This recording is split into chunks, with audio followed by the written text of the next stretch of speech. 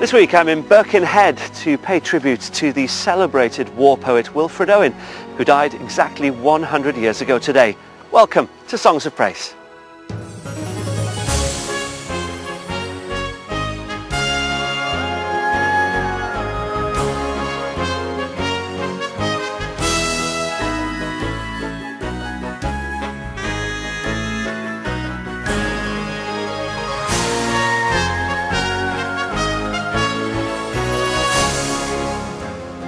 On the programme today, Birkenhead-born Dame Patricia Routledge reads one of Wilfred Owen's most famous poems. We meet the winner of Prince William's poetry competition for a new work inspired by the poets of the Great War. I felt I had something to say, and when I started to say it, it flowed. And we've hymns and inspirational music from the First World War Poets Family Church here in Birkenhead.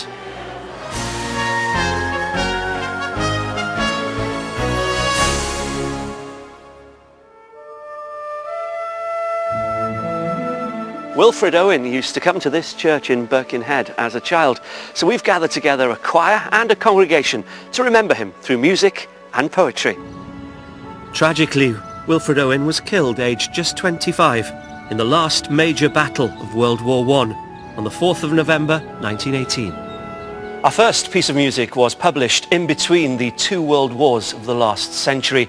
It's an appeal for people of all nationalities to forget their differences, trust in God, and look forward to a time of peace.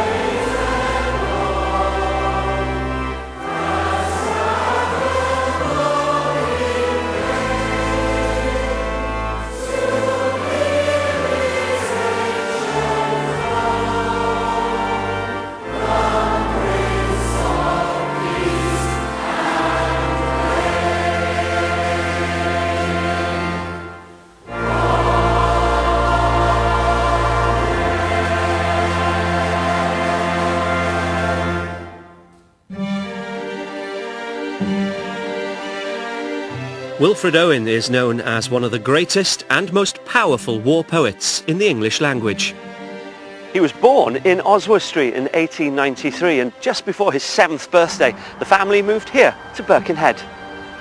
Guy Cuthbertson is an Associate Professor of English at Liverpool Hope University and the author of a recent Wilfred Owen biography.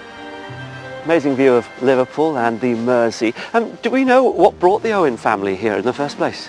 Well, Wilfred Owen's father worked on the railways, so he came here to be station master at Woodside Railway Station.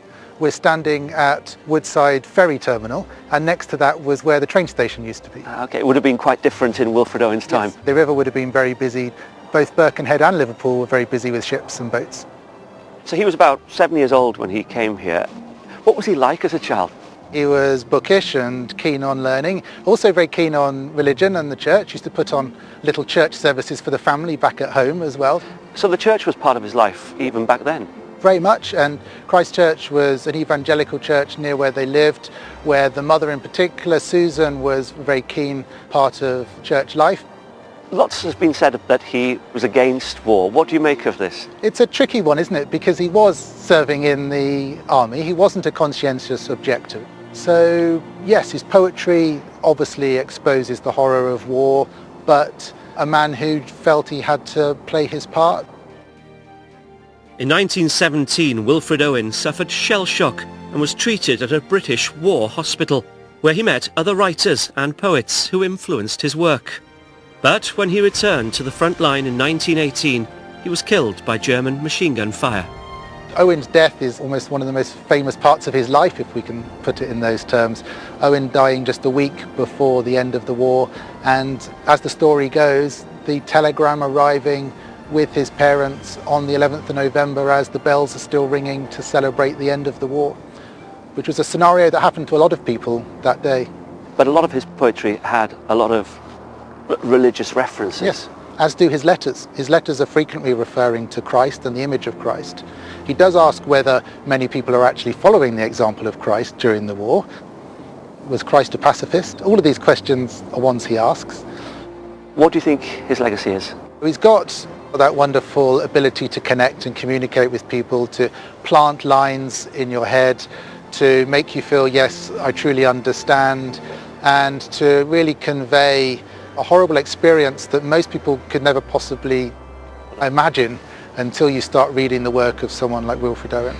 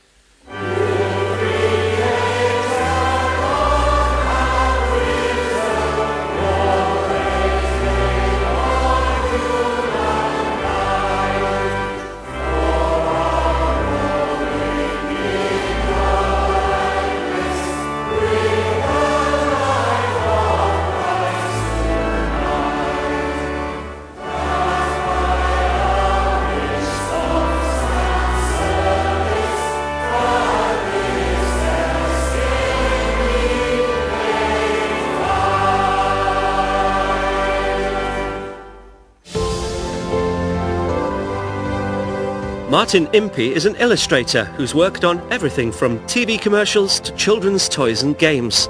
In recent years, he's published a series of books about war aimed at younger readers.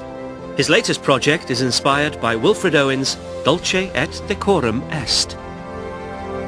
What do you say to people who think that maybe this is a bit too much for kids to take in? Well, this subject here is probably aimed at a slightly older audience, so this would be GCSE students to adults. So they cover it in the curriculum, so I guess the teachers and that decide when it's the best time for the audience to view. How long does it take you to, for instance, to create? Well, this one took me about 4 days. It was quite intensive, and they haunt me as well, the images, because I need to get them down and I don't want to lose that magic, that spark. And often I'll do a rough drawing and then I just add to it, so it evolves for me too. You know, it's not everything's perfectly planned out. Doesn't look very happy, No, this one. no, this one is, in all my dreams before my helpless sight, he plunges at me, choking, guttering, drowning. And this is a man that I actually based on my great uncle, who actually survived the war. And he was captured at the first action of the First World War because he was a regular soldier. And he always kept his counsel about the war. And I think, like, although it's frustrating for us because we're desperate for some more knowledge about this thing, but it was the last gift these men gave to us that survived. They brought the war home, but they didn't want to share it with us. And he was haunted all his life by his experiences. So for me, it fitted on a personal level to have an old man in this bed, and he's surrounded by these sort of grotesque ghosts of men. They're pulling at their balaclavas and trying to get air, because the poem is about someone suffocating effectively. Well, you can tell he's racked with tension, isn't Exactly, and he's got his teeth in the glass down the side there. He's got his tablets where he's trying to calm his nerves. What do you say, you know, the illustration behind you, it shows the futility of war, the desperation. Yes, well, that image in particular is from a line in Docet Decorum Est, one of Wilfred Owen's best-known poems, and it's trying to portray an image from the line, men marched to sleep, many had lost their boots but limped on bloodshod, and they're so tired, they're desperate, and the image hopefully portrays that. Is it a spiritual experience for you, illustrating? Yeah, the way I work is I like to completely immerse myself in the subject. So what I'll do is, like, for example, on this Owen project, I have original cat badges. I've got bits of barbed wire, I've got music, recordings, but old recordings of the time. So I completely surround myself in, and I feel I connect with the men in that way. I think it brings integrity to the work. Here we are remembering 100 years since the Great War, remembering Wilfred Owen. How will you be remembering him? Well, I shall be remembering him as the voice that speaks to all of us. There's the saying that a picture speaks 1,000 words. Well, I think Wilfred's words speak 1,000 pictures.